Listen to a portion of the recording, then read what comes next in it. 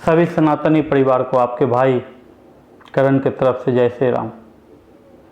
आप सभी जान रहे हैं कि अभी भारत में 5 प्रदेशों में चुनाव चल रही है, जिसमें बंगाल, असम, पांडिचेरी, केरला और तमिलनाडु, इन सारे प्रदेशों के चुनाव में मेरे से लोग जो वहाँ रहते भी नहीं, उन्हें क्या लेना देना।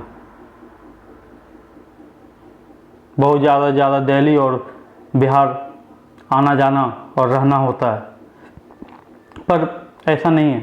ये चुनाव सिर्फ 5 प्रदेशों का चुनाव नहीं है। ये चुनाव इस बात को तय करेगा कि भारत किस तरीके से चलेगा। ये इस बात को तय करेगा कि भारत सिर्फ अति सेकुलर विचारधारा के आधार पर चलेगा या फिर राष्ट्रवाद के प्रेरणाओं से, आदर्शों से।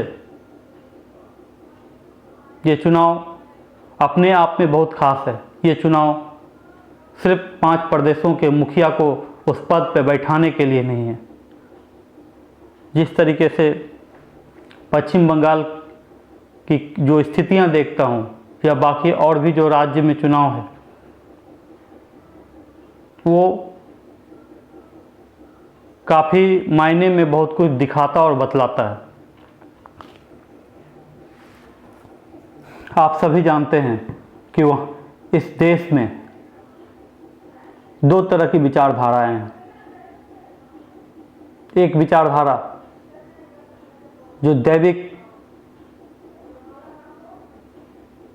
शक्तियों से प्रेरित होकर के दैविक विचारधारा से चलने वाले लोग हैं, और एक विचारधारा जो असुरी प्रवृत्तियों से चलने वाली विचारधारा है। यहाँ से तय होगा कि भारत किस विचारधारा से आगे बढ़ेगा। जब पश्चिम बंगाल जैसे बड़े राज्यों की होती है, तो वहाँ पे एक ऐसी मुख्यमंत्री उस पद पे बैठी हुई है जिसके लिए हिंदू शब्द के कोई मायने नहीं है। ना ही उनमें हिंदू दिखता है, ना हिंदुत्व और ना हिंदुइज्म। और वो एक ऐसा राज्य है जो पावर ऑफ ट्रांसफ़र आज़ादी के समय में, जब अंग्रेज़ों से लड़ करके हम लोगों ने आज़ादी ली, तब हमारे इस देश को आज़ाद कराने में पश्चिम बंगाल के कई महापुरुषों ने अपना बहुत महत्वपूर्ण योगदान दिया। वो एक ऐसी मिट्टी है जहाँ से एक महापुरुष पैदा लिए, एक से एक दैविक शक्तियाँ उत्पन्न हुई। और आज जब बात पश्चिम बंगाल की होती है, तो पश्चिम बंगाल जहाँ पे देखा जाए तो जिस तरीके से लोग रह रहे हैं और जिस तरीके से लोग जी रहे हैं, और जिस तरीके से वहाँ हिंदुओं का शोषण हो रहा है, और जिस तरीके से बांग्लादेश से घुसपैठिया आकर के जो रह रहे हैं, अगर उसका एक एग्जिट आंकड़ा देखा जाए तो पूरे भारत में जो सुप्रीम कोर्ट कंडेम करती है कि लगभग 6 करोड़ के आसपास है, जिसमें 2 करोड़ 75 लाख के आसपास सिर्फ पश्चिम बंगाल में निकलेगा। वहाँ की जो वर्तमान मुख्यमंत्री हैं ममता बनर्जी और ममता बानो, वो कहती है कि ना यहाँ NPR लागू होने देंगे और ना NRC लागू होने देंगे, ना सिटीजनशिप अमेंडमेंट एक्ट। वहाँ पे स्वतंत्रता नाम की जो चीज़ होती है वो पूरी तरीके से दिखती नहीं है। एक ढंग से देखा जाए तो ऐसा प्रतीत होता है कि पश्चिम बंगाल लोग वीज़ा लेकर के जाएंगे, भारत का हिस्सा होकर के भी भारत के लोग जितना स्वतंत्र होकर के भारत के सभी राज्यों में मूव करते हैं, पश्चिम बंगाल में वो स्थितियां देखने को नहीं मिलती। पश्चिम बंगाल की जब बात होती है, जिसका कि इस भारत को स्वतंत्र कराने में उन महापुरुषों का जो बहुत बड़ा योगदान रहा, उसमें एक से एक नाम है। चाहे बात वो श्यामा प्रसाद मुखर्जी की हो, हमारे नेताजी सुभाष चंद्र बोस की हो, रविन्द्रनाथ टैगोर की हो, या दैविक शक्ति से उत्पन्न स्वामी विवेकानंद की हो, जो पूरे विश्व में सनातन धर्म को बताने और समझाने में और इस धर्म की महत्ता को बताने में बहुत बड़ा योगदान दिए। चाहे रामकृष्ण परमहंस की हो, और जिस तरीके से वहाँ पे कास्टिज्म, तुष्टीकरण और आपस में लड़ा करके जो राजनीति होती आ रही है, कभी वहाँ पे लेफ्ट ने शोषण किया, तो अभी वर्तमान में टीएमसी जो एक गुंडे की माफिक वहाँ के आम लोगों के साथ ऐसा व्यवहार करती है जैसे लगता है कि वो गुलाम हो। वहाँ पे ऐसी स्थितियाँ बनी हुई है कि वहाँ पे भगवान राम का कोई नारा भी नहीं लगा सकता। और ये स्थितियाँ हम सबको बदलनी है। सिर्फ ये बंगाल और 5 राज्यों के बीच का चुनाव नहीं है। यहाँ से तय होगा कि राष्ट्रवाद किस और राष्ट्रवाद से ये देश चलेगा या फिर अति सेकुलरवाद से। एक ऐसी विचारधारा जिसे हम आसुरी प्रवृत्ति से चलने वाली विचारधारा कह सकते हैं, जो एक विशेष समुदाय को टारगेट करके चलती है। उसके लिए हिंदू समाज, सनातन धर्म, हमारे कल्चर, हमारे कस्टम, हमारे वैल्यूज, हमारी संस्कृति, इन सभी चीज़ों से कोई लेना देना नहीं है। यूँ कहें तो ये धर्म और अधर्म के बीच की लड़ाई है। और जब बात इस संवैधानिक व्यवस्था की हो, इस लोकतांत्रिक व्यवस्था की हो, जो संवैधानिक तरीके से चुन करके उस पद पे जो आकर के बैठते हो, आसीन हो, तो वहाँ पे सिर्फ बातों से बात नहीं बनती। और इस लोकतांत्रिक व्यवस्था में वोट ऑफ क्वालिटी और वोट ऑफ क्वांटिटी के बीच में वोट ऑफ क्वांटिटी की महत्ता है। मैं देखता हूँ कि हमारे भारत में लगभग सनातनी परिवार में 30% तो जागरूक हो चुके हैं, पर ये 30% से ये काम नहीं चलेगा। आज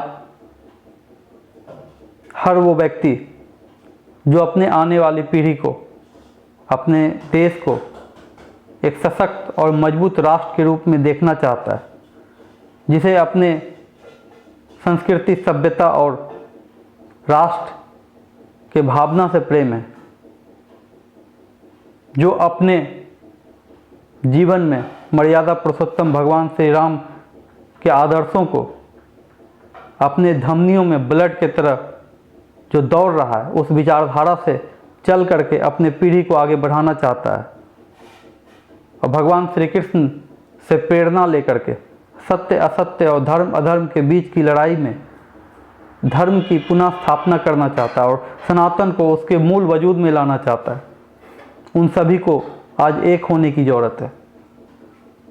और सनातन परिवार के सभी 5 राज्यों में और बाकी सभी राज्यों में जो भी सभी के रिश्तेदार, संबंधी, दोस्त, मित्र, भाई, बंधु जितने भी हैं, उन सभी को भी इस चुनावी बिगुल में सबको नज़रें बना करके अपने लोगों को जागरूक करने की ज़रूरत है, जिससे कि आने वाला ये 5 राज्यों के चुनाव में एक ऐसा शख्स निकल करके आए जो राष्ट्र का मतलब समझ सके, जो हिंदुइज्म और हिंदुत्व को स्थापित कर सके।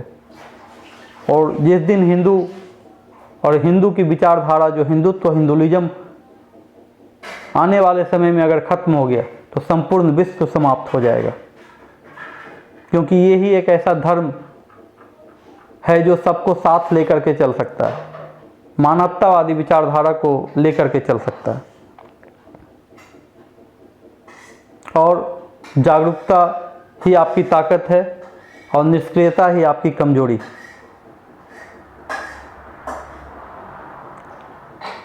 जहाँ तक रही बात पश्चिम बंगाल की, असम की, पांडिचेरी की, केरल की या तमिलनाडु की, इन सभी राज्यों में जो चुनाव चल रहा है, इसमें एक ऐसी शक्ति को निकाल करके लाना है जो उस विचारधारा से प्रेरित हो जिसके मूल में सिर्फ राष्ट्र हो, मानवतावादी विचारधारा हो।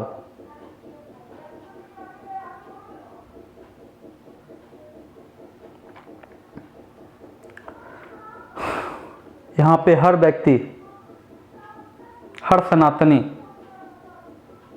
जो वोट दे सकता है अपने राज्यों में और उसके सगे संबंधी, सबको एक दूसरे को मोटिवेट करने की ज़रूरत है, क्योंकि इस धर्म युद्ध में हर सनातनी परिवार सैनिक के तौर पे इस लोकतांत्रिक व्यवस्था में अपने वोट के आधार पे धर्म का ध्वजावाहक बन करके एक सैनिक के रूप में अपने हर वोट की आहुति दे और पुनः सनातन धर्म की स्थापना करे, जो पूरे समाज को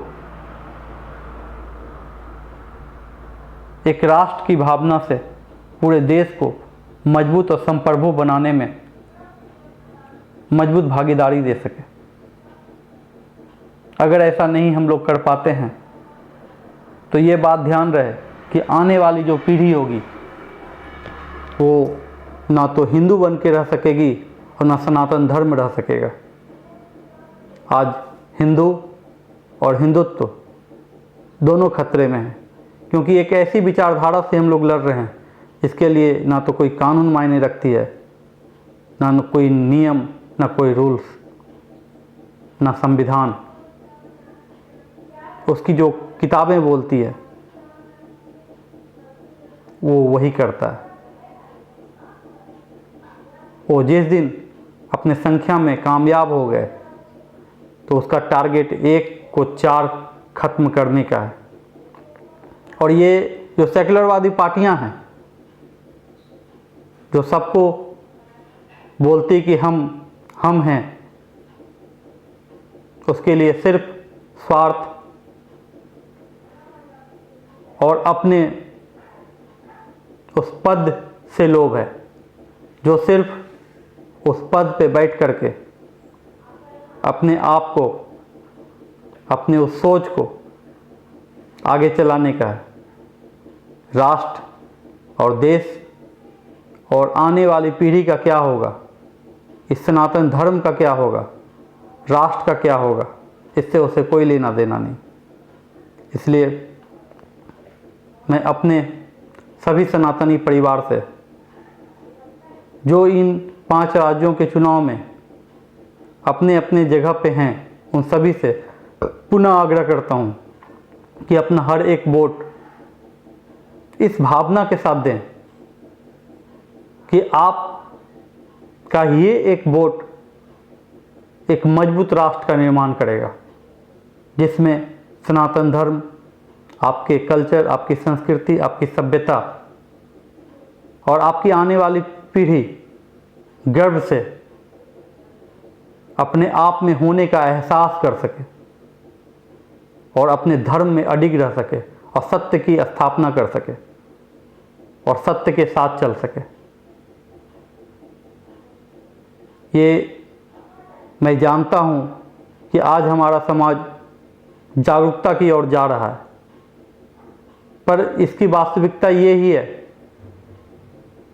कि थोड़े से उलटफेर में दिग्भ्रमित हो जाता है और 30% ही अभी मूल रूप से जागरूक हुए हैं। 65% जब जागरूक होगा तो एक मजबूत राष्ट्र का निर्माण होगा।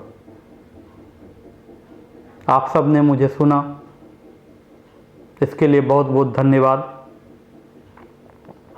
और इसी बात के साथ मैं आपको पुनः कहना चाहता हूं कि अपने बोट ऑफ क्वालिटी और बोट ऑफ क्वांटिटी के बीच में अपने बोट ऑफ क्वालिटी को समझें और अपने ताकत का परिचय दें।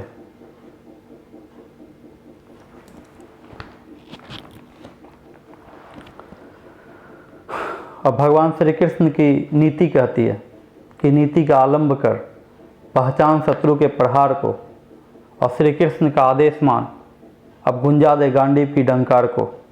हे पार्थ, यूँ कब तलक चादर तान कर सोता रहेगा तू। चल उठ और अपने निज शौर्य का परिचय करा संसार को। चल उठ और अपने निज शौर्य का परिचय करा संसार को।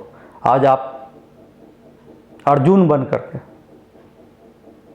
भगवान श्री कृष्ण के उस नीति पे चलें जहाँ धर्म और अधर्म के बीच में इस लड़ाई में आप अधर्मी, अत्याचारी, असुरी प्रवृत्ति को अपने वोट की ताकत से समाप्त करें। इसी के साथ आपका भाई करण आपके साथ संवाद करते हुए यूं ही आता रहेगा।